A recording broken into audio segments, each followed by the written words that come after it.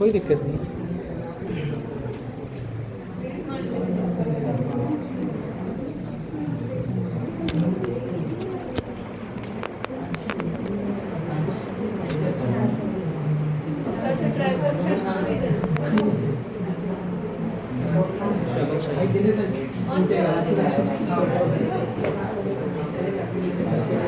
उधर से देखो तो बेटा कितना बोर्ड आ रहा है, दिख रहा है हमको तुमको? क्या है देखो तो, किधर बोर्ड, पूरा बोर्ड आ रहा है? हाँ बोर्ड अब आ रहा है? नहीं, अब आ रहा है। अब आ रहा है? हाँ अभी आ रहा है? और करेक्टेड पूरा बोर्ड आएगा? नहीं, अब मत करिए, गिर जाएगा। नहीं गिरने से नहीं, तुम देखो तो टिल्ट अब आ रहा है? पूरा बोर्ड आ रहा है। हाँ आ रहा है ना? हाँ आपको क्या है, तो मेरा मोबाइल दाव पे लगा हुआ है आज। आज आपने कहा तो मेरा 25,000 का फोन गया। चलो बेटा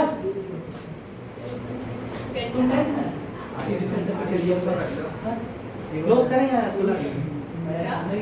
क्लोज करें कूलर? चलो ग्रेविटेशन सुनो यार, ग्रेविटेशन। तो यार देखो, ग्रेविटेशन को समझने से पहले अपने पास क्या पता होना चाहिए कि ग्रेविटेशन एक फोर्स है। ग्रेविटेशन क्या है बेटा? ग्रेविटेशन एक फोर्स है। हाँ ओनली ग्रेविटेशन का कुछ। हाँ 8 तो सीबीएसई में कौन कौन है हाथ उठाना बेटा? एक ही है? हाँ तुमको भी समझ में आएगा, ठीक है। चलो तो ग्रेविटेशन क्या है बाबू? It's a force. पहले दिमाग में बिठा दो, क्या है बाबू? It's a force. It's a force. अच्छा फोर्स आप लोग को पता है क्या होता है? फोर्स फोर्स पता है? फोर्स क्या करता है? Very good, it changes the state of body. हाँ as well as shape and size of the body. तो यार ये ग्रेविटेशन एक तरह का फोर्स है। तो ये क्या करने जा रहा है? ये कहाँ लगता है? ये फोर्स कहाँ अप्लाई होता है? आपको पता है फोर्स का टाइप होता है, बहुत सारा फोर्स आप लोग पढ़े हैं। कौन कौन सा फोर्स पढ़े हैं? सिर्फ नाम बताइए। वेरी गुड, कॉन्टैक्ट फोर्स पढ़े हैं, नॉन कॉन्टैक्ट। लेकिन कॉन्टैक्ट में कौन कौन सा फोर्स पढ़े हैं? फ्रिक्शनल फोर्स पढ़े हैं, टेंशन फोर्स पढ़े हैं, और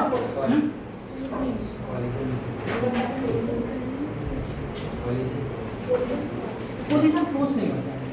कोलिजन फोर्स नहीं होता है। वो किसके कैटेगरी में आएगा? या तो पुश किया या तो पुल किया। बस समझ में आ रही है? Normal force. Normal force, contact में नॉर्मल फोर्स हुआ, और क्या हुआ? टेंशन फोर्स हुआ, फ्रिक्शनल फोर्स हुआ। तुम लोग भी बोलो बेटा, कुछ तो बोलो, बोलो बच्चा। और कौन कौन सा? चलो बेसिकली तुम लोग कांटेक्ट में ये तो पढ़ो यार, मस्कुलर फोर्स है ना। ये सब क्या है? इस डस्टर को अगर हम ऐसे पिक कर रहे हैं तो फोर्स ही तो लगाए यार। पुल किए तो ये ऊपर आया, नहीं आया? आया नहीं आया?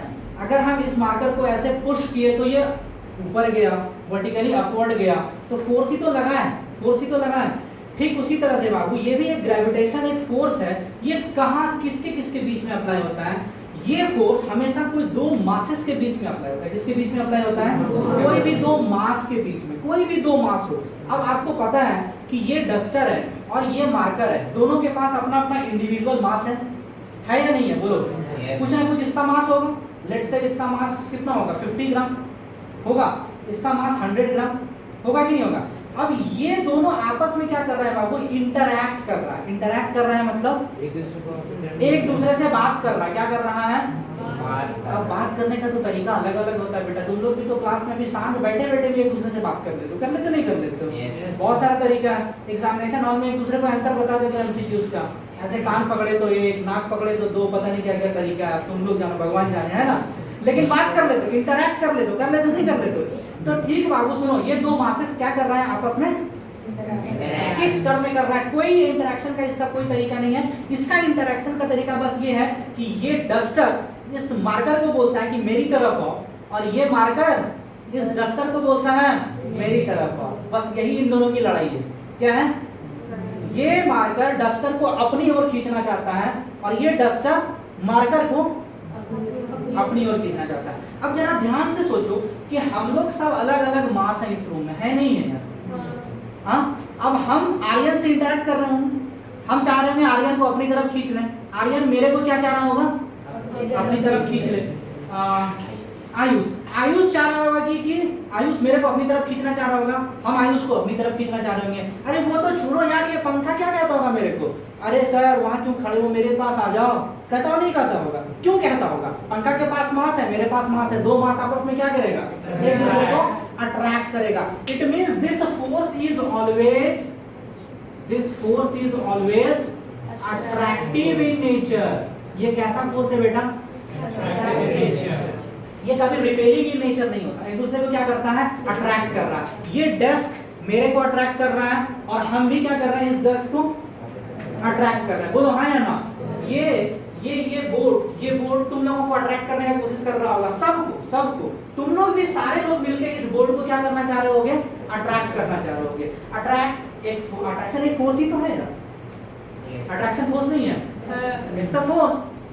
So gravitation is a force and it is always attractive in nature. इतना समझ में आ रहा है क्या है gravitation? पक्का? बोलो सारे बच्चों को समझ में आ रहा है इतना? कोई टफ तो नहीं था? चलिए आगे देखते हैं यार, ये क्या है? Now you see each mass particle of the universe attract each mass particle. देखो पहला लाइन, क्या वही बात हम बोले थे? सही वाला पंखा बंद कर दो बेटा, ठंडी लग रही है क्या? आवाज नहीं जा रहा था, बंद कर, दोनों बंद कर दो। मेरे को नहीं लग रहा है कि अभी आज पंखे का जरूरत है। ठीक है यार, बंद कर दो, ठीक है थोड़ा और अच्छा से समझ में आएगा अपने को क्लासेस, है ना? हाँ बंद कर दो। चलो सुनो, अब एक बार पढ़ के देखो यार, क्या वही बात हम बोल रहे तुम्हारे बुक में जो लिखा है, वरना तुम लोगों को लगेगा कि सर कुछ और बोल देते हैं। देखो क्या वही लिखे हैं, सब मन मन पढ़ो, सारे बच्चे मन में ही पढ़ो बेटा। क्या वही है क्या जो हम बोल रहे थे? पक्का? पक्का? चलिए भाई, अगर ये फोर्स है बाबू, अगर ये फोर्स है तो न्यूटन साहब इसी को बोले थे, न्यूटन साहब ये लॉ दिए थे। इसके बाद देखो फिजिक्स में तुम लोग को पहले भी बताया, कोई भी चीज अगर हम पढ़ते हैं तो एक उसका नियम कानून के हिसाब से पढ़ते हैं। क्या पढ़ते हैं? ताकि लॉजिक मिल पाए ऐसा क्यों होता है। अब सवाल ये आएगा ना, सर एक दूसरे को अट्रैक्ट क्यों कर रहा है कोई, सवाल है, लेकिन वो हायर लेवल पे इसका एक्सप्लेनेशन मिलेगा। पहले इतना समझ में आता है कि एक फोर्स है और ये फोर्स ग्रेविटेशन एक, बोलो सारे बच्चे, एक फोर्स है और वो फोर्स किसके किसके बीच में लगता है, किसी भी दो मास के बीच में, है ना, एनी टू मासेस के बीच में। और किस तरह का फोर्स है वो, हमेशा अट्रैक्टिव। दोनों एक दूसरे को क्या करना चाहता है बेटा, अट्रैक्ट ही करना चाहता है। दोनों एक दूसरे को क्या करना चाहता है, अट्रैक्ट करना चाहता है। न्यूटन साहब इसी पे एक लॉ दिए, बोले the force of attraction acting between two bodies. अब ये किस तरह से अट्रैक्ट करता है, इसको हम फिजिक्स में कैसे पढ़ेंगे। इसी पे हमारे पास क्या आया, फोर्स ऑफ अट्रैक्शन। ये जो फोर्स ऑफ अट्रैक्शन है, ये जो फोर्स ऑफ अट्रैक्शन है, ये जो फोर्स ऑफ अट्रैक्शन है, ये फोर्स किस पे डिपेंड करता है, किस किस पैरामीटर पे डिपेंड करता है। मतलब कितना फोर्स एक दूसरे के बीच में लगेगा, दो मासेस के बीच में कितना फोर्स लगेगा। अगेन फिर से हम एक एग्जांपल दे रहे हैं बाबू, ये डस्टर और ये मार्कर, मान लो ये डस्टर यहाँ रख दिए हैं और ये मार्कर यहाँ रख दिए हैं। इन दोनों के बीच में क्या हो रहा है, इंटरेक्शन हो रहा है। किस तरह का इंटरेक्शन हो रहा है, फोर्स का इंटरेक्शन हो रहा है। कैसा फोर्स का इंटरेक्शन हो रहा है, अट्रैक्टिव फोर्स का। क्या चाहता है ये दोनों, बोलो बेटा क्या चाहता है, एक दूसरे को अपनी तरफ अपनी ओर खींच लें। किसकी ओर खींच लें, बोलो ये मार्कर क्या चाहता है, डस्टर को अपनी ओर खींच लें, और ये डस्टर क्या चाहता है, मार्कर को अपनी ओर खींच लें, है ना। तो यार खींचेगा तो किसी वैल्यू से खींचेगा, किसी मैग्नीट्यूड से खींचेगा, मतलब कितना जोर से खींचेगा। लॉजिकल क्वेश्चन, लॉजिकल है कि नहीं है, बोलो कौन किसको कितना जोर ताकत से खींच पाएगा। ऐसा लगता है हमको कि डस्टर ज्यादा ताकत से किसको खींचेगा, और मार्कर डस्टर को कम ताकत से खींच पाएगा। और यही हो जाता है हम गलत, क्या हो जाते हैं, वेरी गुड। कौन बोला भाई, ये दोनों एक दूसरे को बराबर ताकत से खींचता है। क्या करता है, अच्छा ये बता सकते हो कोई क्यों दोनों एक दूसरे को बराबर ताकत से खींच रहा होगा। सवाल ये है, ग्रेविटेशनल फोर्स से होगा। No no no no no, that is not the answer. Wait anyone, कोई मास डिपेंड नहीं करता है, हां इसमें मास डिपेंड नहीं करता। मास पे ये फोर्स डिपेंड करता है बेटा, मास पे ये फोर्स डिपेंड करता है एक दूसरे को। यहाँ पे न्यूटन साहब का थर्ड लॉ लगता है, तुम लोग पढ़े हो न्यूटन का लॉ, पढ़े हो ना। अब तुम सोचो, अगर मान लो हम अपने हाथ से क्या करें, अपने हाथ से इस बोर्ड पे ऐसे मारे, तो जितने जोर से हम बोर्ड को मारे उतना ही ताकत से बोर्ड मेरे हाथ को, मेरे पाम को मारा। मारा नहीं मारा? Yes, sir. या फिर हम जितना ताकत से बोर्ड को मारे उससे ज्यादा ताकत से बोर्ड मेरे पाम को मार दिया? उससे ज्यादा ताकत से मारा? Third law. वही चीज उसी तरह से इसको भी समझो। क्या समझो? जितना ताकत से डस्टर मार्कर को खींच रहा था उतना ही ताकत से मार्कर डस्टर को खींच। वो तो छोड़ो बेटा, वो तो छोड़ो, तुमको पता है कि अर्थ एक बड़ा मास समझ लो। पहले कौन समझ लो? बड़ा मास। अर्थ एक बड़ा मास समझ लो और इस मार्कर को अर्थ से थोड़ा ऊपर रख दिया। रख दिए कि नहीं रख दिए? बोलो बेटा ये मार्कर गिरा क्यों? वो सब छोड़ो ना यार ग्रेविटी। ये मार्कर गिरा क्यों? किसी ने इसको खींचा होगा अपनी तरफ। किसने खींचा इसको अपनी तरफ? अर्थ ने खींचा। धरती माता अपनी तरफ खींच ली, खींची कि नहीं खींची? तो यहाँ अगर ये मार्कर एक मास समझो और अर्थ पूरा एक दूसरा मास समझो, बस यहाँ पे दो ही चीज समझो। इस यूनिवर्स में भी क्या है? सिर्फ एक मार्कर और एक अर्थ है। इन दोनों के बीच में इंटरेक्शन हुआ। क्या हुआ? अर्थ ने मार्कर को खींचा, किसी ताकत से खींचा होगा, किसी वैल्यू से खींचा होगा। तो मार्कर भी अर्थ को खींचने का कोशिश किया होगा किसी ताकत से। कितना ताकत से खींचा होगा? इक्वल ताकत से, इक्वल मैग्नीट्यूड से, इक्वल मैग्नीट्यूड से खींचा होगा। बात समझ में? अब सवाल आता है कि अगर सर अर्थ मार्कर को जितना मैग्नीट्यूड से खींचा है उतना ही मैग्नीट्यूड से अगर मार्कर अर्थ को भी अपनी तरफ खींचा होगा तो सर ये पेन अर्थ की तरफ क्यों गया? अर्थ मार्कर की तरफ क्यों नहीं आया? सवाल है ना? Now the concept comes to the mass. No, yes, it is the concept of mass, but again you know that force is the cause of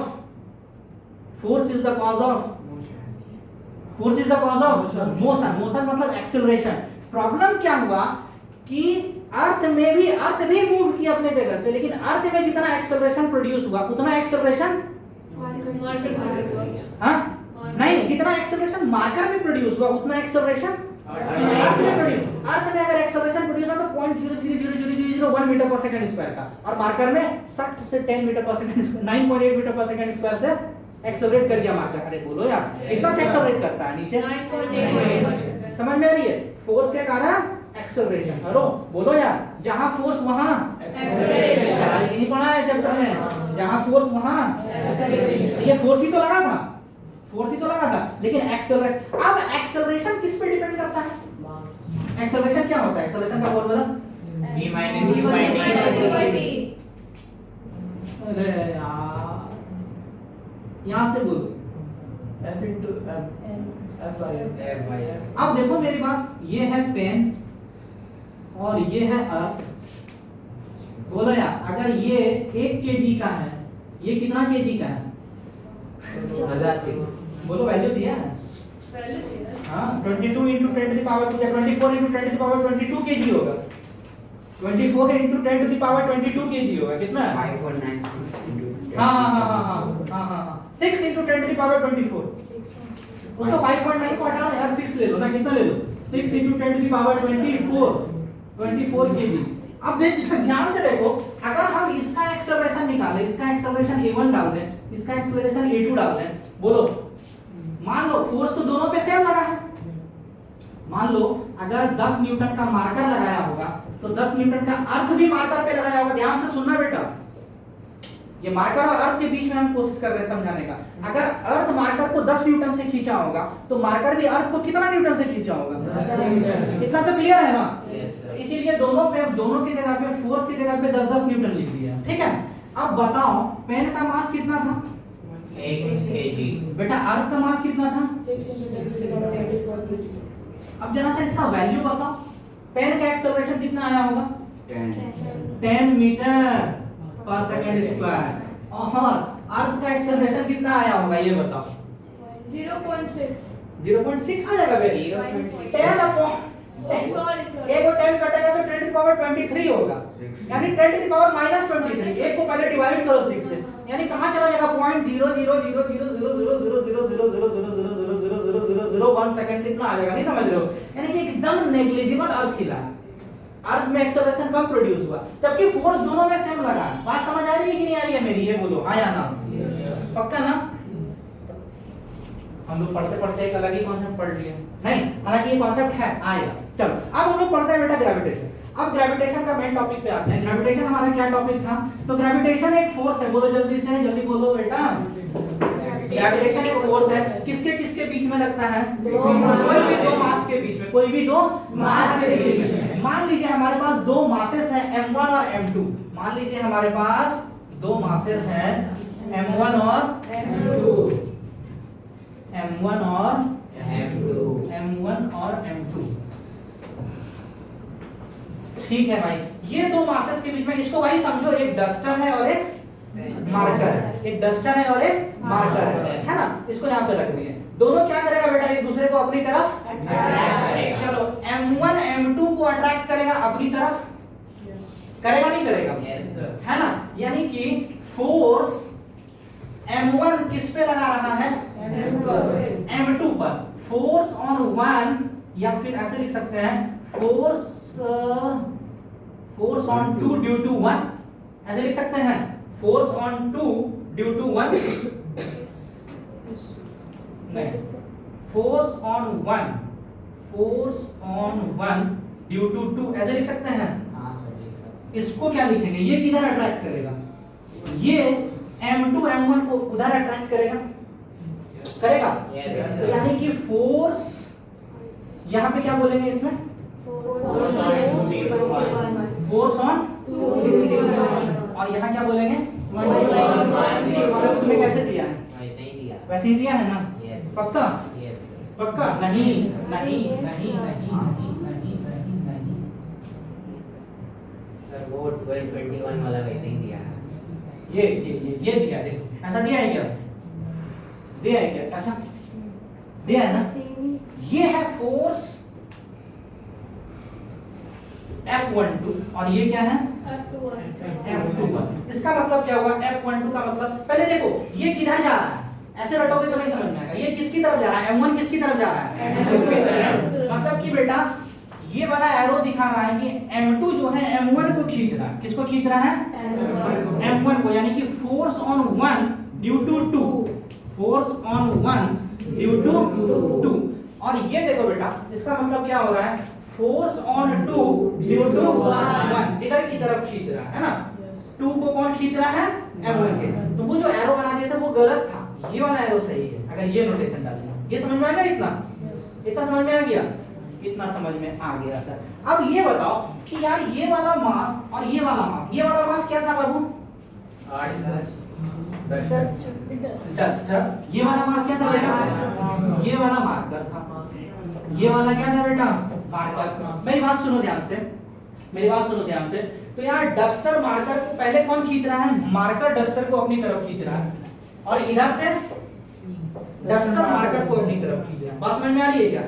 यार डस्टर और मार्कर के बीच में कुछ दूरी है, डस्टर और मार्कर के बीच में कुछ दूरी है। उस दूरी को क्या बोले? आर दूरी है। कितना दूरी है? आर कुड बी एनीथिंग बेटा। R could be what? R could be 1 centimeter, R could be 10 centimeter, R could be 1 meter, R could be 100 meter, है ना? Let's say it is R. The distance between M1 and M2 is what? R. Means M1 and M2 are separated at a distance of R. ठीक है? M1 मतलब कुछ इसका मास होगा, M2 मतलब कुछ इसका मास होगा। बोलो डस्टर का मास कितना होगा? अभी वो तो बोले थे 100 ग्राम। मार्कर का कितना होगा? 50 ग्राम। कुछ तो होगा। यानी M1 M2 क्या समझ में आ गया? M1 केजी में है या ग्राम में है, ऐसे समझो केजी में। M2 भी किस में है? R क्या है? मतलब क्या है वो? किस में है? मीटर में। किसमें है? मीटर में है। जब इस तरह का सेटअप हम तैयार कर दिए, जब हम इस तरह का सेटअप तैयार कर दिए, इसको यहाँ पे लिखो, ये एरो के पास लिखोगे तो सही क्लियर है। ठीक है, ये एरो शो कर रहा है। इसको कैसे रीड करते हैं समझ में आ गया ना? फोर्सेस ऑन 1 ड्यू टू ना, हाँ फोर्सेस ऑन 1 ड्यू टू, क्योंकि उधर जा रहा है, इस पे फोर्स अप्लाई हो रहा है। इसको कैसे पढ़ेंगे? फोर्सेस ऑन 2 ड्यू टू 1, है ना? इतना तो क्लियर है। दोनों के बीच में डिस्टेंस कितना है? r। जब इतना हम लोग सेटअप तैयार कर लेते हैं, तब न्यूटन साहब क्या बोले कि यार ये जो मैग्नीट्यूड ऑफ फोर्स है ना, अच्छा तो आप लोग को ये पता है कि फोर्स एक कैसा क्वांटिटी है? फोर्स कैसा क्वांटिटी है पहले ये बताओ। Very good, it's a vector quantity. And what do you mean by vector quantity? Vector has both magnitude and direction. Force has both magnitude and direction. यहाँ बेटा, यहाँ बाबू सिर्फ और सिर्फ हम लोग मैग्नीट्यूड पढ़ेंगे। क्या पढ़ेंगे? मैग्नीट्यूड ऑफ फोर्स पढ़ेंगे। अगर यहाँ डायरेक्शन ऑफ फोर्स पढ़ने लगे तो दिमाग बदला जाएगा, इसलिए क्या पढ़ेंगे सिर्फ यहाँ पे मतलब कितना फोर्स एक दूसरे पे लगाएगा। M1 कितना, अभी बस इतना समझे कि M1 M2 पे क्या लगा रहा है बाबू? फोर्स लगा रहा है। M2 M1 पे क्या लगा रहा है? कौन ज्यादा लगा रहा है किस पे? बोलो बेटा, कौन किस पे ज्यादा लगा रहा है? जोर से बोलो यार। पक्का पक्का पक्का?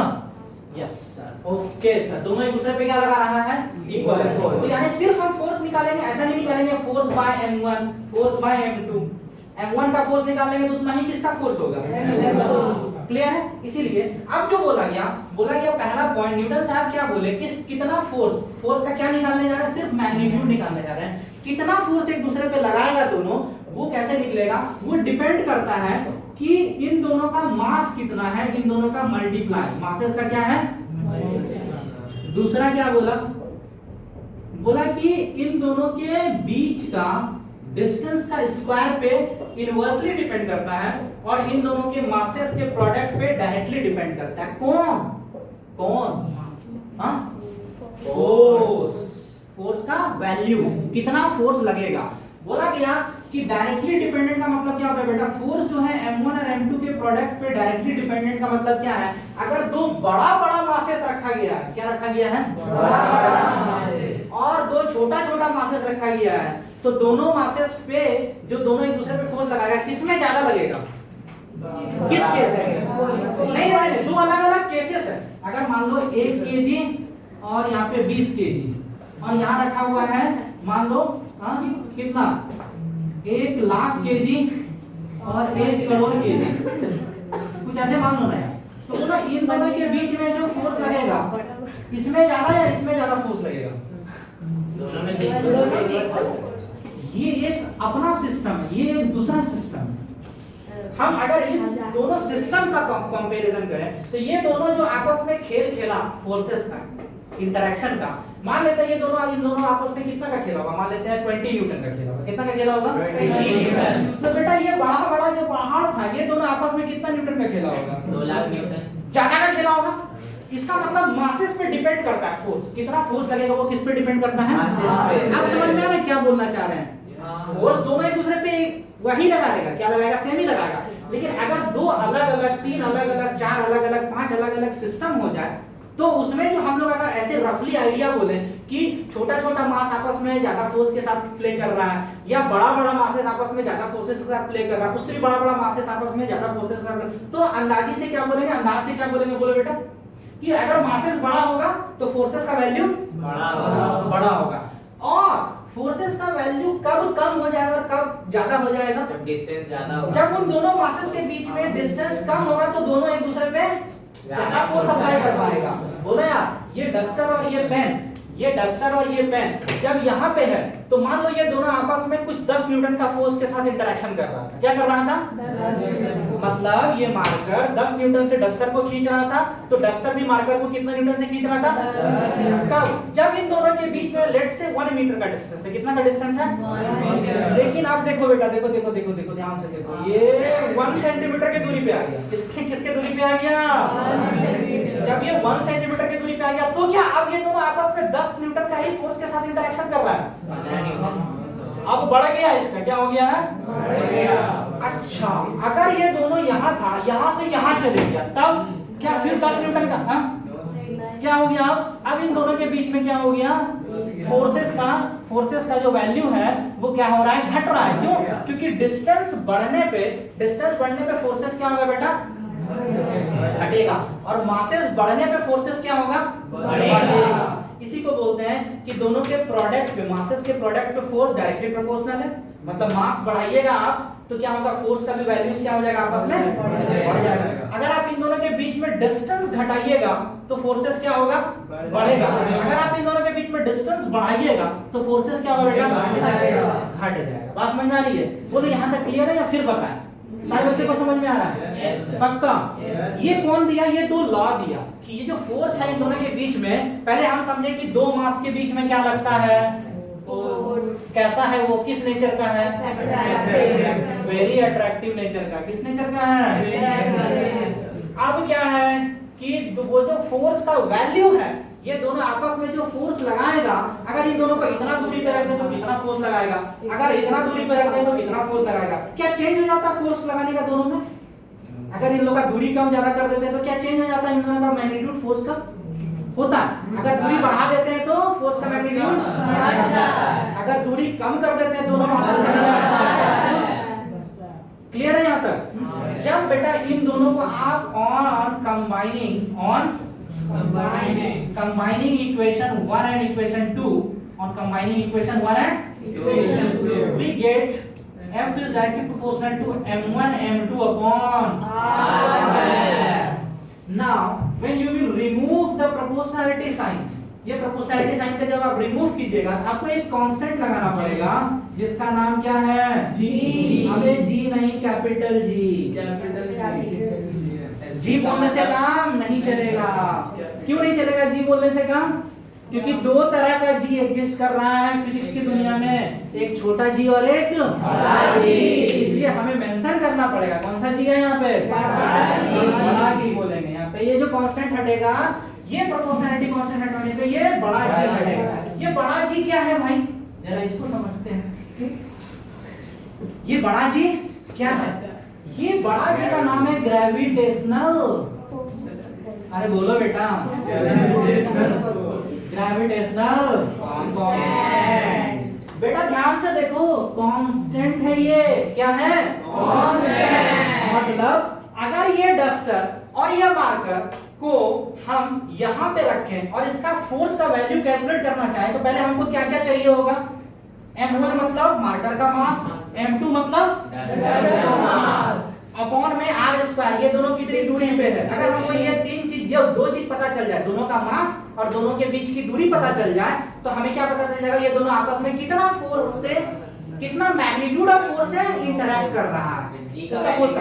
और अगर जी का वैल्यू पता चल जाए तो, और एक चीज, क्या चीज पता चल जाए तो? जी का वैल्यू। फिर से गलत बोल रहा है, कैपिटल जी का वैल्यू। किसका वैल्यू?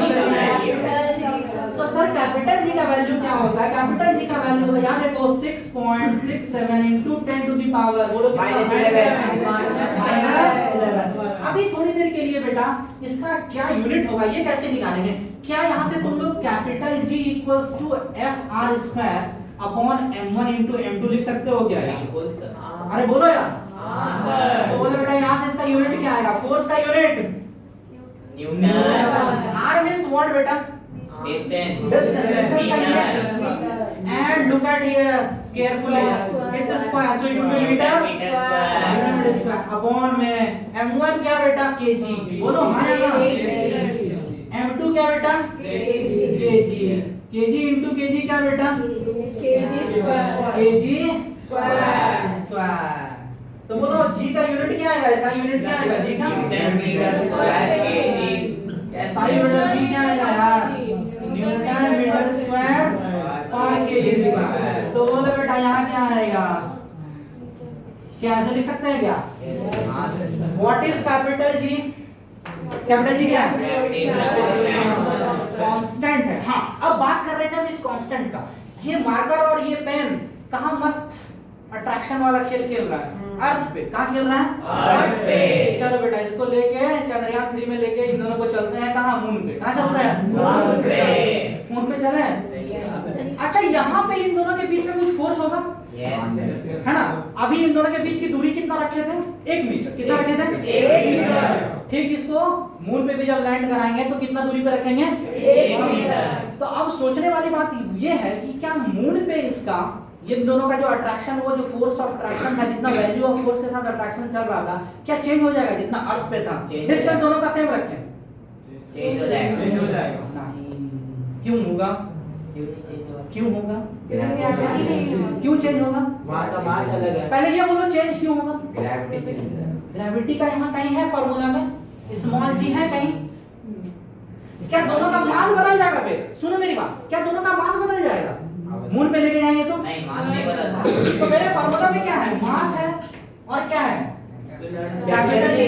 अच्छा पहले सुनो, पहले मास तो नहीं बदलने वाला है मून पे लेके जाएंगे तो दोनों का, क्या दोनों के बीच का डिस्टेंस बदल दिया मून पे? यहाँ भी 1 मीटर सेपरेशन पे रखे थे, वहां भी कितना मीटर सेपरेशन पे रखे हैं? 1 मीटर। अब एक कंफ्यूजन है सर, ये कैपिटल जी क्या वही रहेगा जो अर्थ पे था वही मून पे रहेगा इन दोनों के बीच में? हाँ सर। क्यों सर? क्योंकि ये कांस्टेंट है। ये क्या है?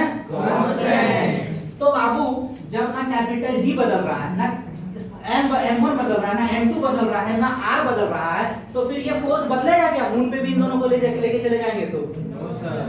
समझ आ रही बात हम क्या बोलना चाह रहे हैं? पक्का नहीं आ रहा तो फिर से बताओ, कोई बच्चा को नहीं समझ में आ रहा है तो आ रहा है ना? तो यानी कि इन दोनों के बीच में जो फोर्सेस होगा बाबू, वो क्या होगा, जो अर्थ पे होगा वही चीज इन दोनों के बीच में जो फोर्स होगा वो मून पे ही होगा, given the fact that we should not change the distance between them, है ना? या डिस्टेंस यहाँ भी घटा देंगे तो यहाँ भी फोर्स क्या हो जाएगा, बढ़ जाएगा। मून पे भी ले जाकर डिस्टेंस घटा देंगे तो क्या हो जाएगा, फोर्स बढ़ जाएगा। यहाँ भी अगर डिस्टेंस बढ़ा देंगे तो फोर्स क्या हो जाएगा, घट जाएगा। मून पे भी ले जाकर डिस्टेंस घटा देंगे तो क्या हो जाएगा, घट जाएगा। घट जाएगा। बात समझ में आ रही है क्या? तो ये कैपिटल जी का वैल्यू, मेरा कहने का मतलब मून वाला सेंस ये था बाबू कि कैपिटल जी का जो वैल्यू होता है वो मून पे भी वही रहता है, अर्थ पे भी वही रहता है, जुपिटर पे भी वही रहेगा, सैटर्न पे भी वही रहेगा। बोलो यार, इसको कहीं भी पूरे यूनिवर्स में, पूरे ब्रह्मांड में लेके चले जाओ, कैपिटल जी का वैल्यू क्या रहने वाला है? लेकिन क्या स्मॉल जी का वैल्यू सेम रहने वाला होता है? इसीलिए इसको कैपिटल जी बोलना जरूरी है। बात समझ में आ रही है? अब स्मॉल जी और कैपिटल जी में डिफरेंस कुछ तो समझ में आया? स्मॉल जी का वैल्यू क्या होता है? चेंज होता है। कहाँ कहाँ? Planet to planet. बोलो यार। लेकिन कैपिटल जी का वैल्यू यहाँ तक समझ में आ रहा है सबको? चलो अब एक बार रिकैप कराते हैं, रिवाइज कराते हैं फिर से। सुनो क्या बोला बाबू कि न्यूटन साहब ने ये ग्रेविटेशन उनका फोर्थ लॉ है। एक्चुअली ये न्यूटन साहब का क्या है बेटा?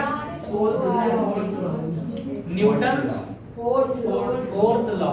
हालांकि हम इसको फोर्थ लॉ बोलते नहीं है, बस एक मान के चलते हैं। 3 लॉ दिए थे। चौथा ग्रेविटेशन में भी न्यूटन साहब ने ही बात करी थी। ये जो बात करी थी न्यूटन साहब ने ही ये ऑब्जर्व किया था कि ये जो दो बॉडी होता है, दो पार्टिकल होता है, दो मास होता है, वो दोनों आपस में इंटरैक्ट करता है। क्या करता है? इंटरैक्ट। किस तरह का इंटरेक्शन होता है? Attractive force. कैसा होता है? Very attractive. वेरी अट्रैक्टिव है। चलो कोई बात नहीं। लेकिन वो क्या है? जो फोर्स है अट्रैक्टिव फोर्स है। कैसा फोर्स है? Attractive force. वो अट्रैक्टिव फोर्स किस पे डिपेंड करता है? वो दोनों मासेस पे और बोलो जल्दी, उन दोनों मासेस के बीच के सेपरेशन डिस्टेंस पे डिपेंड। किस तरह से? दोनों मासेस के प्रोडक्ट पे डायरेक्टली डिपेंड करता है और सेपरेशन के स्क्वायर पे इनवर्सली डिपेंड करता है। इन दोनों को कंबाइन करने के बाद ये फार्मूला आता है। ये फार्मूला F का ये आता है और G का ये आता है। यहाँ तक समझ में आ गया क्या? चलो कॉपी करो, कॉपी करो, फटाफट कॉपी करो। समझ आया? टफ हो गया क्या? टफ हो गया लगता है। क्या नाम है तुम्हारा बेटा?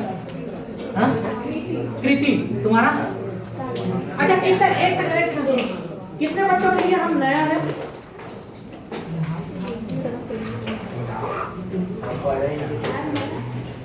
बाकी बच्चों के लिए तो पुराना ही है। नहीं मेरे से वाकिफ हूँ। क्या? अब एसी बंद कराओ। पहले पंखा कर रहा था चला दो, अब कह रहा है एसी बंद करवा। एसी तो सही बंद करेंगे यार, कहाँ रिमोट का है?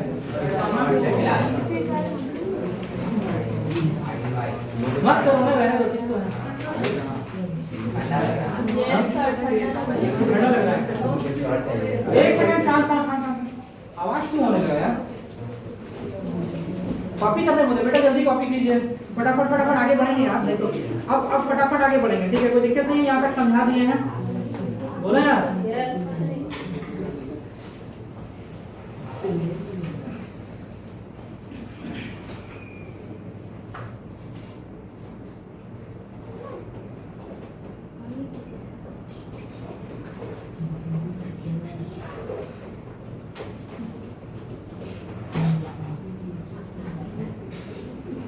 ना एक चीज यहाँ पे नोट डाउन करो यार। ये जो फोर्स है, सुनो एक इंपॉर्टेंट बात। ये जो फोर्स है, ये देखो F12, सुनो यार। Yes sir. F12 जो है ये किसके बराबर है बाबू? ध्यान से बोलो। पक्का क्लियर है? पक्का ना? Yes, sir. लेकिन प्रॉब्लम क्या है कि फोर्स का डायरेक्शन भी होता है। फोर्स का क्या होता है? Direction. तो ध्यान से देखो, फोर्स F12 का डायरेक्शन इधर है, बोला यार? Yes, sir. फोर्स F21 का डायरेक्शन इधर है, किधर है? दोनों तो वही था बे, इसका भी इधर ही डायरेक्शन दिखा रहे थे, हम बस ऐसे ही उधर रख के इधर खींचने लगे, दोनों तो वही डायरेक्शन था। ध्यान से देखो, ये इधर जा रहा है, इधर की तरफ, गलत है, sir. दोनों तो सेम ही हुआ ना? दोनों में क्या फर्क है क्या? दोनों तो सेम ही हुआ। तो एक का डायरेक्शन इधर है तो दूसरा का डायरेक्शन जस्ट ऑपोजिट है, उसके लिए हम लोग क्या यूज करेंगे यहाँ पे? Minus sign. बस समझ में आ रहा है? माइनस साइन से क्या दिखाते हैं? डायरेक्शन शो करता है। यहाँ पे लिख लो नोट में कि negative sign represents direction of force. एक बार बोलो बेटा सब लोग, तो negative sign represents, Negative sign represents अब इसमें आगे बोलना था, negative sign represent direction of force. Direction of force. चलो ठीक है।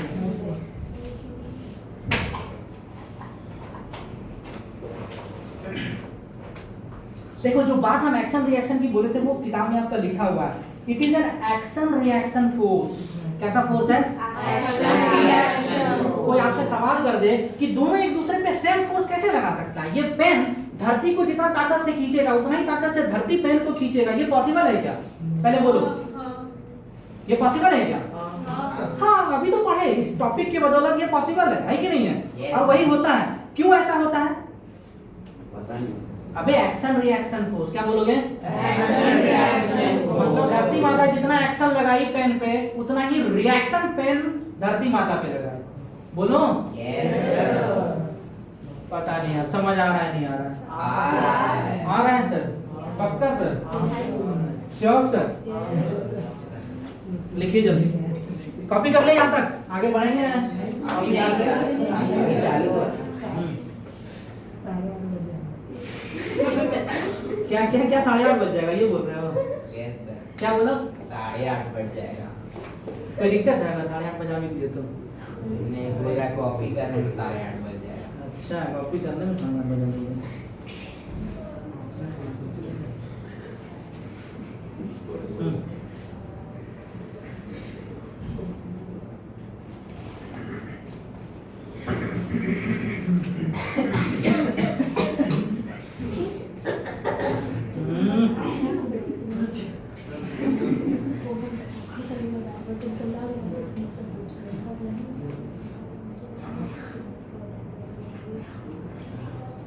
अच्छा एक चीज लिख लो तुम लोग, ये जो ग्रेविटेशनल फोर्स होता है ना बेटा, ये वीक फोर्स होता है। कैसा फोर्स होता है? Weak force. ये तो बोला क्लियर मान दो. हाँ, अट्रैक्टिव तो होता ही है, लेकिन किस तरह का होता है? Weak in nature. अट्रैक्टिव ही नहीं हो तो भाई सर वीक नहीं हो सकता, बहुत बड़ा टर्क हुआ तो उसका ग्रेविटेशनल फोर्स नहीं, ज्यादा सुनो होगा। सुनो, तुम लोग अभी नहीं पढ़े हो ना, बहुत सारा फोर्स होता है, जैसे ग्रेविटेशनल फोर्स है, उसी तरह से है न्यूक्लियर फोर्स। कैसा फोर्स है? Nuclear force. एक होता है स्ट्रांग न्यूक्लियर फोर्स और एक होता है वीक न्यूक्लियर फोर्स। बात समझ में आ रही? मैग्नेटिक फोर्स और कौन सा फोर्स होता है? Restoring force. हाँ, ये कम पढ़ लिया ये सब। अच्छा था क्या तुम लोग का कोई में? Yes. Restoring। अब देखो चाय चाय करना शुरू कर दे तुम लोग। चलो हो गया, कॉपी हो गया। साइड पर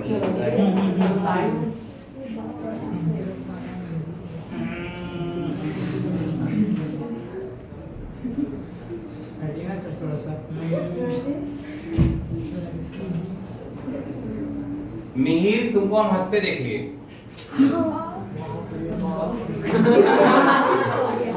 काजल, हम रिकॉर्ड हो रहे हैं सर के। रिवार्ड देना पड़ेगा सर। हेलो आयांश, सही बात। बोली मम्मी को या नहीं बोले? बोली। क्या बोली? दिव्यांत आया क्या सर? सीबीएसई में एक ही बच्चा हाँ, है। एक ही बच्चा है। बड़ा प्रॉब्लम है तुम्हारा, बोर्ड को वही प्रॉब्लम है तुम्हारे। देखो हमारे बोर्ड के कितने बच्चे पढ़ते हैं। शौर्य कौन है? शौर्य आईसीएसई। अरे वाह, आधा का पेड़ है जुलाई का एकदम। हाँ, खर्चा पानी नहीं हो पा रहा है मेरा। श्योर है तुम्हारा जरा ही से मिल जाना। चलो कॉपी कर लियो तुम लोग, बहुत देर लगा रहे। अब इससे कॉपी करने में कितना टाइम लगा लो बेटा? मन लगा के पढ़ो, थोड़ा ठंडा लग रहा है, थोड़ा थोड़ा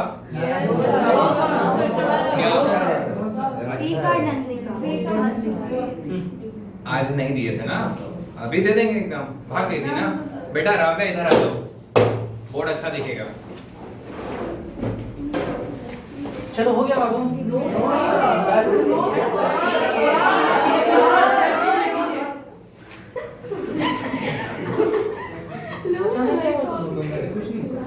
अचानक से ये एनर्जी कहाँ से आ गया? पंखुड़ी को देंगे ना रिमोट, मेरा बिजली बजाएगी खूब बढ़िया। इसलिए तो मेरा बिजली बजेगा, इसलिए उसको कंट्रोल। बंद है बंद है मेरा नंदा नहीं चलिए सर, आप कोई डिस्टर्ब नहीं आपको करेगा। चलिए अब एक जल्दी से सवाल करके बताइए बाबू। सर थोड़ा सा पीछे में ना बदमाश सब है, जितना है सब हुड़दंग है सब। यार तो लगता है वो दबंग हो। तुम आगे आ जाओ ना छोटे। आ जाओ आगे आ जाओ। चलो तुम लोग खा लो। चलो एक सवाल बनाओ बाबू जल्दी से। देखो हम क्या बोल रहे हैं। अच्छा देखो, अगर मान लो सुनो, क्वेश्चन है फाइंड ग्रेविटेशनल फोर्स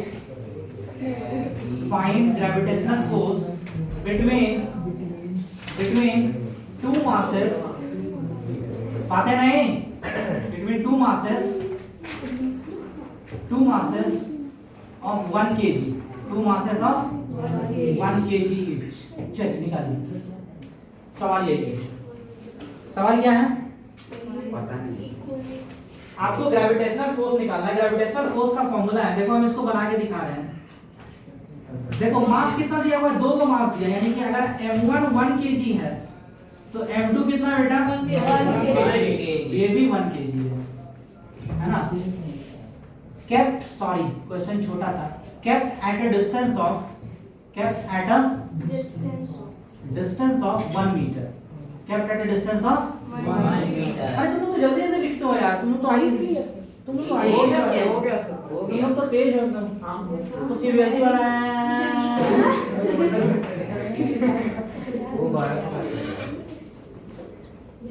चलो आईसीएसई वाला पता है 9th में जो है वो 11 पढ़ता है। यस पता था तुम लोगों को? हाँ सर पता है सर। चलो अब हो गया। हाँ बोलो m1 कितना बेटा? याद दो। सबसे फिर पूछेंगे समझ आया कि नहीं आया, एक करके हम बोर्ड पे। m1 कितना है? 1 kg।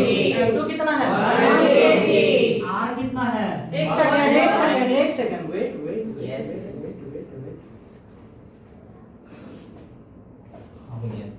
r कितना है? क्वेश्चन में r कितना दिया? 1 मीटर। तो जोर से बोलो ना। 1 मीटर। 1 मीटर। चल बैठ। निकालना क्या है? कृति ना। कौन सा फोर्स बेटा? Very good. क्या निकालना है? Gravitational force. अच्छा सर। ग्रेविटेशनल फोर्स का फॉर्मूला क्या है बेटा? बताओ। Capital G m1 m2 by r। Very good. लिखना है क्या? चलो बाय r स्क्वायर। तो क्या सब लोग वैल्यू पुट करके निकाल दोगे फोर्स कितना होगा? चलो भाई निकाल के बताओ तो कितना होगा जल्दी से। जल्दी। जो ये निकाल दोगे उसके लिए दूसरा क्वेश्चन। हाँ जिनका ये आ जाता है तो हम दूसरे क्वेश्चन पे की तरफ बढ़ते हैं। बढ़े क्या? दूसरा क्वेश्चन, ये क्वेश्चन नंबर 1। जी का वैल्यू बेटा आपको याद रखना पड़ेगा। बन गया सर।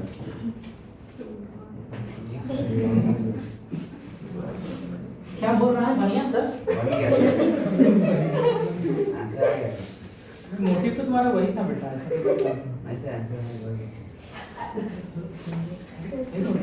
क्या मतलब नहीं कर रहे पर क्या कर। चलो जी का वैल्यू नहीं समझ में। जी का वैल्यू 6.67 × 10⁻11 न्यूटन मीटर स्क्वायर पर।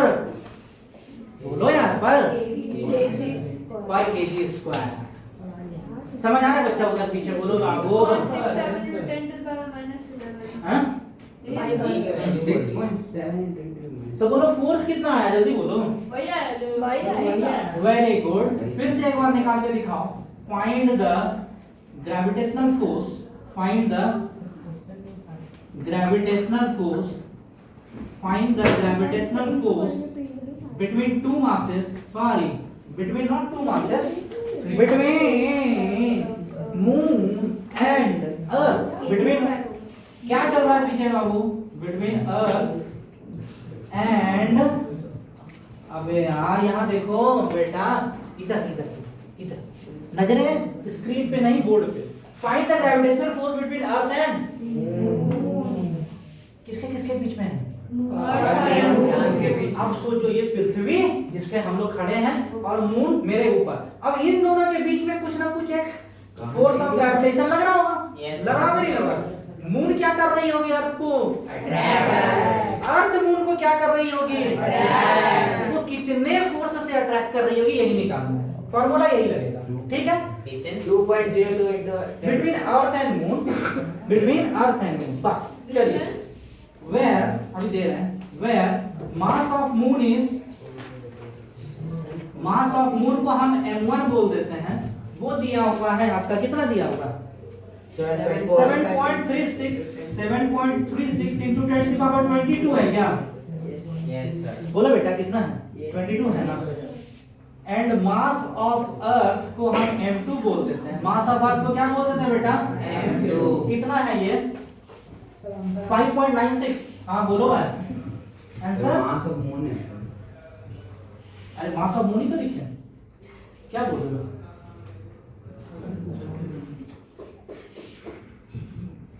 10 to the power 24 kg and distance between earth and moon, distance between earth and moon, distance between earth and moon is how much?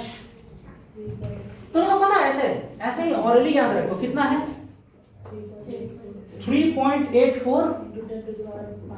इसका मतलब 3,84,000 किलोमीटर। हमारा धरती और मून के बीच में कितना डिस्टेंस है? रफली 4 लाख किलोमीटर, रफली 4 लाख किलोमीटर। बोलो बेटा। हाँ तो कितना लिख रहे हैं? 3.84 इंटू, अबे नहीं यहाँ सीधा नहीं पूछ, 3.8 into 10 to the power 5 kilometre है या नहीं है? अच्छा कोई आपसे पूछेगा लाइट का स्पीड कितना, क्या बोलिएगा? 3 लाख किलोमीटर पर सेकंड। सिंपल। एक सेकंड में लाइट कितना दूर गई? 3 लाख 3 लाख किलोमीटर। उसी तरह से पृथ्वी और अर्थ के बीच में कितना दूरी? लगभग 4 लाख किलोमीटर, लगभग 4 लाख। तो हमें ये पता होना चाहिए कि यार चंद्रयान हम भेजते हैं यहाँ से मून तक, तो कितना दूरी पे भेजते हैं बेटा? 4 लाख किलोमीटर की दूरी पे भेजते हैं। बात समझ आ रही है क्या? चलिए इन दोनों के बीच में फोर्स निकालिए। फोर्स क्या होता है बेटा? Capital G m1 m2 upon r square. देखो सब चीज दिया हुआ है, m1 दिया हुआ है, m2 दिया हुआ है, और ये क्या है? ये r ही तो है। अरे बोलो मेरे यार, ये r ही है ना? Yes sir. ये r ही तो है। अच्छा पहले ये बोलो, पहला नंबर का किसका किसका आंसर नहीं आया? एक बार हाथ उठा दो ऑनेस्टली, किसका किसका फर्स्ट नंबर का आंसर नहीं आया? या कितना आया? सबका आंसर आया फर्स्ट? हाँ, sir. कितना आया सबका? 6.67 into 10 to the power minus 11. what? What is the unit? Newton। एक आदमी wait not like that, बोलो। हाँ कौन सा? Newton। Very good. कितना आएगा? वो कितने लोग ला के दिखाओ तो न्यूटन आ रहा है। कैसे न्यूटन आया? कितने लोग ला के दिखाए? देखो हम यहाँ ला के दिखा रहे थे। जी का वैल्यू कितना है? 6.67 into 10 to the power minus 11 है बेटा। देखो यहाँ से ऊपर में न्यूटन लिखेंगे और मीटर स्क्वायर, और नीचे में क्या लिखेंगे? KG square. ये जी का वैल्यू। फिर देखो m1 का मतलब क्या हो जाएगा? 1 केजी। m2 का मतलब क्या हो जाएगा? अगेन 1 केजी अपॉन में r स्क्वायर का मतलब कितना हो जाएगा? 1 मीटर स्क्वायर। होगा कि नहीं होगा? Yes, sir. अब देखो बेटा ध्यान से, ये मीटर स्क्वायर ने मीटर स्क्वायर को मारा, बोलो यार। Yes, sir. इस केजी स्क्वायर ने ये केजी और ये केजी को मारा, Yes, sir. तो बेटा बचा क्या? Newton metre. देख रहे हो इसका डेटा को? न्यूटन। क्या आया? न्यूटन आया। वो तो प्यार से बोलते हैं ना गधेड़ा, हम भी गजब करते हैं। हो गया सर? ये समझ आया सबको बेटा? बोलो तो यूनिट कैसे निकालते हैं? पक्का ना? चलो इसको यूनिट के साथ निकालो। आर्या निकाला बाबू? अब देखो तुम लोग इसको निकालने बैठोगे ना तो 12th पास कर जाओगे फिर भी इसका आंसर नहीं निकाल पाओगे। इसीलिए इसको रफली बनाएंगे। कैसे बनाएंगे बाबू? जी का वैल्यू 6.67 क्या? अपॉन में अच्छा बाई केजी स्क्वायर। इसको यहाँ सॉल्व नहीं करते हैं, इसको कहीं इधर बड़ा जगह पे सॉल्व करते हैं। बड़ा जगह क्या? बड़ा जगह लेके तो हम कहीं से आओगे, इसी में से निकालोगे। बड़ा जगह कहीं से लेके आओगे बेटा? मिटा देंगे। हैं? मिटा दिया जाएगा बोर्ड मिटा दिया जाएगा। क्या बात है, जगह बना दिया जाएगा, मतलब यही है ना? हैं? जो चीजें तुम लोगों से पॉसिबल नहीं होती है उसको क्या करते हो? खत्म ही कर देंगे, बना लेते हैं। बना देते हैं। देखो नहीं चलो मेरे साथ साथ कैलकुलेट करो इसका फोर्स का वैल्यू। अच्छा सुनो, जी का वैल्यू हम जिससे से पूछेंगे वो बोलोगे, बोलोगे। ये हाँ जी का वैल्यू खड़े हो जाओ बेटा। 9.8 9.8 नहीं है यार, 6.67 into 6.67 into 10 to power minus 11 10 की पावर। Very good. और यूनिट बोलो बेटा। क्यों हंस रहे हो तुम लोग? इसको देखो ये तुम काहे ये तो दोस्तों ठीक ठाक है तो। हाँ बोलो बेटा, वो तो याद है, इसका यूनिट बोलो। वो नहीं याद है, उतना ही याद है। देखो ना बेटा, देखो कहीं कहीं लिखे हैं। कहाँ लगाओ? n हाँ। m square हाँ kg square। Very good. बैठ चलो बैठो। 7 ठीक से लिख दीजिए। हाँ। डर दिख रहा है। नहीं दिख रहा है क्या? नहीं बातें मत करो। सुनो बेटा, अच्छा सुनो मेरी बात। अच्छा ऊपर और क्या होता है फार्मूला में? m1 और m2 मल्टीप्लाई होता है ना? m1 कितना है बोलो तुम? 7.36 into 10 to the power 22 kg। 7.36 into 10 to the power 22 kg। अच्छा और भी होगा क्या एक मल्टीप्लाई? Yes। एक सेकंड बाबू, कौन बताएगा? ये बताइए। into 5.96 into 10 to the power 24 kg 10 to the power 24 kg। क्या बात है बेटा। चलो अरे इस केजी स्क्वायर को इसको ना इसको यहाँ पे कर दें, चलेगा? चलेगा। पक्का? दौड़ेगा। चलो ठीक है। और नीचे क्या आएगा? नीचे क्या आएगा बेटा? 0.8 into 10 पंखुड़ी क्या है? हाँ चलो बताओ नीचे क्या आएगा बेटा? बैठे बोलो। डिस्प्ले ये डिस्टेंस है। डिस्टेंस आएगा। डिस्टेंस डिस्प्लेसमेंट से निकलो बाहर। क्या आएगा? डिस्टेंस आएगा। बहुत तुम बना रही हो क्वेश्चन डिस्टेंस डिस्प्लेसमेंट का। क्या बोलो कितना डिस्टेंस है? कौन बताएगा बाबू? चलो तुम बताओ, बड़ी हंस रहे हो। 3.8 into 10 to the power 5 kilometre कौन बोलेगा बे? 3.8 into 10 to the power बोलो बेटा कितना है? किलोमीटर। अब देखो यहाँ कहानी फंसी। क्या किलोमीटर लिख सकता बेटा? नहीं लिख सकते हैं। इसको चेंज करना पड़ेगा। किसमें चेंज करना पड़ेगा? तो मीटर में चेंज करने के लिए क्या करना पड़ेगा? 10 to the power हाँ सही है। 10 to the power 3 से मल्टीप्लाई करना पड़ेगा। नहीं समझ आएगा? हम यहीं पे कर देते हैं। देखो हम यहीं पे कर देते हैं। इसी को क्या करो 3.8 into 10 to the power 5 into 10 to the power 3 से, तो ये क्या बन जाएगा? मीटर। अच्छा ये कितने लोगों को समझ में आया? सबको किसको नहीं आया? ये किलोमीटर में था। 1000 से 10 to the power 3 का मतलब क्या होता है? 1000 से मल्टीप्लाई कर दिए है कि नहीं? और जब इसको 1000 से मल्टीप्लाई किए तो क्या बनेगा बोलो तो? तुम लोग पढ़े हो इंडाइसेस, लॉ ऑफ इंडाइसेस पढ़े हो ना? प्लस हो जाता है प्रोडक्ट लॉ। हाँ क्या बात है, ताली बजाओ बच्चों की।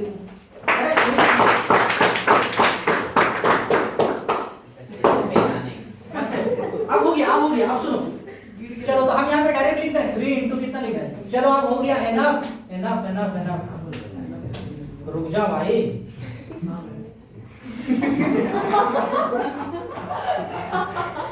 अच्छा सुनो, इसका क्या ये सही लिखे क्या? स्क्वायर नहीं है सर। क्या बात है, क्या है? स्क्वायर। तो क्या हम इसको एक बार और ऐसे लिख दें क्या? अब चलेगा? अब सुनो इसको सॉल्व करने से पहले सुनो, ध्यान से सुनो। ये वाला केजी और ये केजी स्क्वायर कैंसिल आउट। ये वाला मीटर और ये मीटर स्क्वायर कैंसिल आउट। क्या बचा? सिर्फ न्यूटन बचा ना ऊपर। अब देखो क्या हम इसको ऐसे लिख सकते हैं 6.67 को हम लिखते हैं क्या 6 पॉइंट इसको 7 कर दो, कर दें?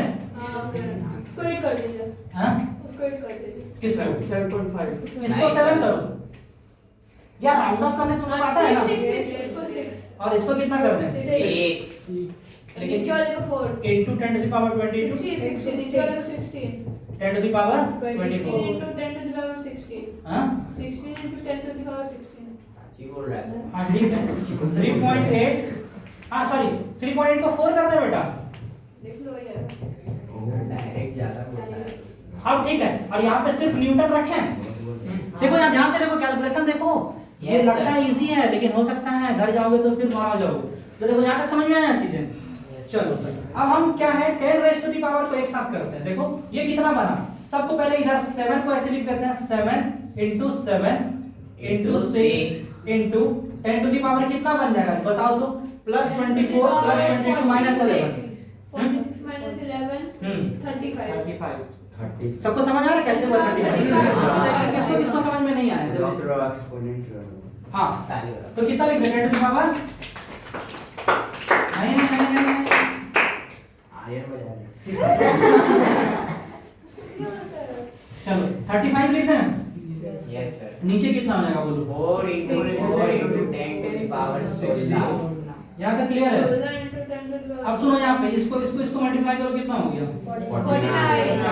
49 into 6 49 into 6 होगा 94 नहीं वाह 94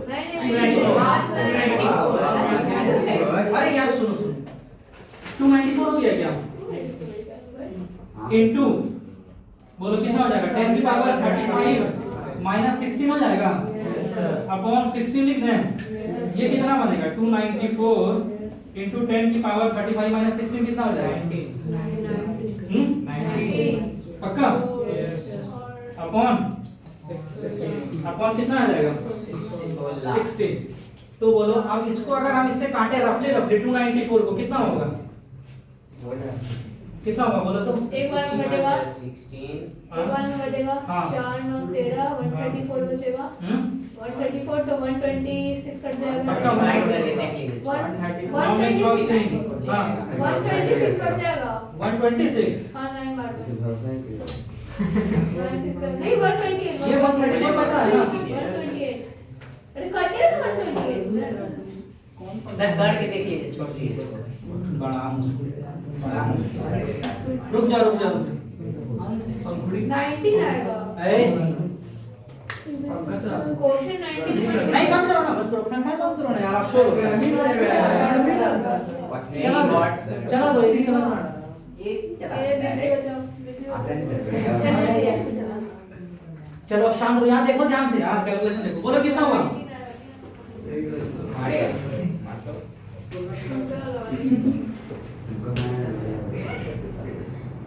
इससे भी 16 नहीं लगा। 16 28 से कितना हो जाएगा यस 19 बार 19 में कर दें क्या रफली 19 कर दें क्योंकि सब तो रफ एस्टिमेशन ही है ना यस सर। तो ये क्या लिख सकते हैं 19 into 10 to the power 19 लिख सकते हैं अच्छा सुनो अब सुनो 19 into 10 टू द पावर 19, इसको 10 से डिवाइड करें तो नीचे 10 से, अगर हम इसको 10 से डिवाइड करेंगे तो मल्टीप्लाई भी कर देंगे, तो फर्क पड़ेगा क्या? अरे नीचे इसको, इस पूरे को 10 से डिवाइड किए तो फिर ऊपर मल्टीप्लाई कर दिए 10 से।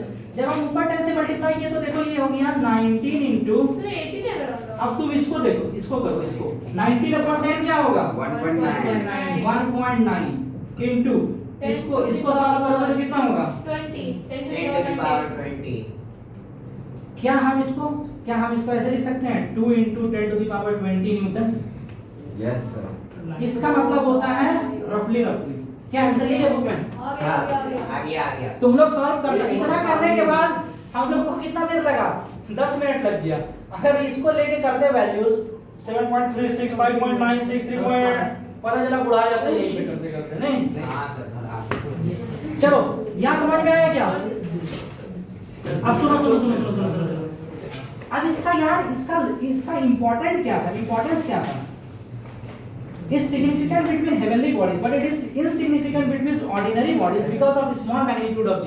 देखो जो हम इंपॉर्टेंट चीज बताने जा रहे हैं वो सुनो, क्रक्स ऑफ द मैटर ये सुनो। देखो इतना तो सब सारे बच्चे पढ़ लेते हैं, ये कैलकुलेशन तो पढ़ लेते हैं, लेकिन हम लोग को सुनो एक कहानी की तरह। ये ग्रेविटेशन अभी क्या पढ़े, फिर से एक बार रिपीट कर देते हैं। कोई दो पार्टिकल के बीच में, दो मासेस के बीच में क्या लगता है बेटा? अट्रैक्टिव फोर्स लगता है। क्या लगता है? Attractive force. ठीक है सर, यहाँ तक तो समझ में आया। और वो फोर्स कितना लगता है उसका वैल्यू कैसे निकालेंगे? सर एक फॉर्मूला है capital G m1 m2 upon r square. ये तो पता चल गया सर, है ना? लेकिन सर ये ग्रेविटेशनल फोर्स पढ़े क्यों? देखो ये ग्रेविटेशनल फोर्स जो अर्थ पे जो वस्तु में रखी हुई है, जितनी ऑब्जेक्ट्स अर्थ पे है, चाहे वो पहाड़ हो, चाहे वो पर्वत हो, चाहे वो तालाब हो। एक तालाब पहाड़ पे भी तो खींच रहा होगा यार, वो पहाड़ तालाब पे भी तो खींच रहा होगा। तुम दोनों के बीच में जो फोर्सेस होता है, सुनो ध्यान से सुनो, अभी पूछेंगे। तो यहाँ अर्थ पे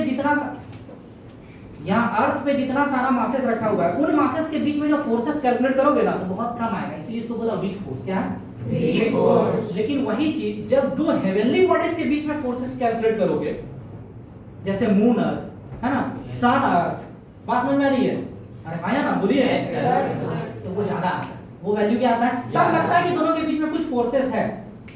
इसीलिए अर्थ पे हम और तुम एक दूसरे को खींच रहे हैं, हम सब एक दूसरे को क्या कर रहे हैं? लेकिन वो फोर्स इतना नेग्लिजिबल है कि हम एक्सेलरेट ही उतना नहीं कर पाते। फिजिक्स के टर्म में बोलेंगे, फोर्स लगता है लेकिन हम क्या नहीं कर पाते हैं? उतना एक्सेलरेट नहीं, मोशन ही उतना क्रिएट नहीं कर पाता है वो फोर्स। बात समझ आ रही है ना? लेकिन दो हेवनली बॉडीज के बीच में क्या होता है? ज्यादा फोर्सेस लगता है, वहां सिग्निफिकेंट माना जाता है। सिग्निफिकेंट समझते हो ना? सिग्निफिकेंट इंपॉर्टेंस वहां दिखता है कि ग्रेविटेशन फोर्स का इंपॉर्टेंस। धरती पे छोटे छोटे वस्तुओं के बीच में इसका इंपॉर्टेंस समझ आया? यही फोर्थ पॉइंट है ना? हम क्वेश्चन सेट करेंगे तो इसी टाइप का करते हैं, जो कि बच्चा हाँ पूरा चैप्टर पढ़ लीजिए, इतना क्या पगला सेट किया, आंसर ही नहीं होगा। समझ में आ रहा है? तो ये क्यों पढ़ते हैं ग्रेविटेशन फोर्स? कहाँ इसका इंपॉर्टेंस दिखता है? हेवन, बड़े बड़े बॉडीज, हेवनली बॉडीज के बीच में जो फोर्स कैलकुलेट करना होगा ना, एक्चुअली साइंटिस्ट लोग ने बेटा बड़े बड़े दो बॉडीज के बीच में ही क्या रिलेशंस निकालना चाहता था, फोर्सेस निकालना चाहता था। बात समझ में आ रही है? तो इसलिए ये फॉर्मूला का न्यूटन इजाद किया, क्योंकि न्यूटन क्या कहता था, इन पगला गया। न्यूटन से किसी ने सवाल पूछा, क्या पूछा? अब इसके पीछे कहानी सुनो, ये क्यों आया ये फोर्स, ये ग्रेविटेशन फोर्स न्यूटन को क्यों दिमाग में आया कि निकाल के दे रहे? सुनो यार, नहीं, न्यूटन को बोला कि ये बताओ, न्यूटन से सवाल किया कि ये बताओ कि सन के चारों तरफ अर्थ घूम रही है, घूम रही नहीं? यस। और अर्थ को सन खींच रही है, खींच रही नहीं खींच रही? यस। सन को भी अर्थ खींच रही है। तो यार एक दूसरे के बीच दोनों कोई ना कोई एक दूसरे के पास क्यों नहीं आ जा रहा? सोचो, बात समझ में आ रहा है? यही बात न्यूटन को खटक गया। न्यूटन साहब क्या बोले, अच्छा ये बात है क्या, रुको पता करते हैं।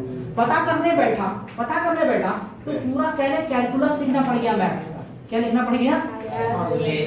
कैलकुलस में, कैलकुलेशन नहीं, पूरा 11th 12th में पढ़ा जाता है कैलकुलस, मैथ में पढ़ा जाता नहीं पढ़ा जाता है, पूरा कैलकुलस लिखे पहले, डिफरेंशिएशन इंटीग्रेशन, उसके बाद पता चला, उसके बाद ये लॉ दिए थे। ये जो दो लाइन हम लोग पढ़ लिए ना, ये दो लाइन को न्यूटन साहब को पढ़ने समझाने के लिए दुनिया को कि F is directly proportional to m1 into and F is inversely proportional to, बोल रहे हैं ना सब? 1 by r square capital G ये दो चीज जो न्यूटन साहब दिए उनको कितना दिन लग गया था? 8-10 साल लग गया था पढ़ने 8-10 साल सोच रहे हो? Yes. और हम लोग यहाँ 8-10 मिनट में सच की गलत है कैसे तू पढ़े थे क्या? सच की गलत है कैसे पता चला? सच है कि गलत है कैसे? तुम लगा के देख लो, यही अप्लाई होता है। आज तक इसको कोई गलत ही नहीं कर पा रहा है, तुम कर देना पड़ेगा क्योंकि लॉजिक ही नहीं मिल रहा ना उसको। नहीं बनेगा बात क्वेश्चन बहुत अच्छा पूछा है कि ये सच है कि गलत है, क्योंकि इसको कोई गलत देखो या दो ही चीज होता है ना, तुम जो बोल दिए बाकी लोग मान लेगा। कब मानेगा? जब बाकी के पास तुम्हारा आंसर नहीं होगा, लॉजिक देने का नहीं होगा, तभी तो मानेगा। यही तो होता है। कोई किसी का बात क्यों मानता है? उसके पास आंसर नहीं होता, उसके पास आंसर होगा तो क्या दे देगा? तुम्हारा लॉजिक गलत कर देगा। वही वाला बात है। न्यूटन आज दे के बैठा हुआ है, अब तक वो वैसा पैदा ही नहीं लिया है जो इसको गलत कर पाए। चल अब थोड़ा सा मजे करनी है, अब आगे बढ़ते हैं। अब आता है एक टॉपिक है फोर्स ड्यू टू ग्रेविटी। देखो बुक में अब एक टॉपिक क्या है? अरे बोलो यार, फोर्स ड्यू टू ग्रेविटी। बातें नहीं बेटा, बातें नहीं यार, मत करो बातें यार। यहाँ तक कितने लोगों को समझ में आया आज का टॉपिक? बोलो जल्दी से। पक्का सारे बच्चे को समझ में आया है? श्योर? चलो तो अब हम लोग पढ़ेंगे फोर्स ड्यू टू ग्रेविटी। अभी क्या पढ़े बाबू? Force of gravitation. बोलो पूरा लाइन। Force of gravitation. अब पढ़ेंगे force due to gravity. Of और ड्यू में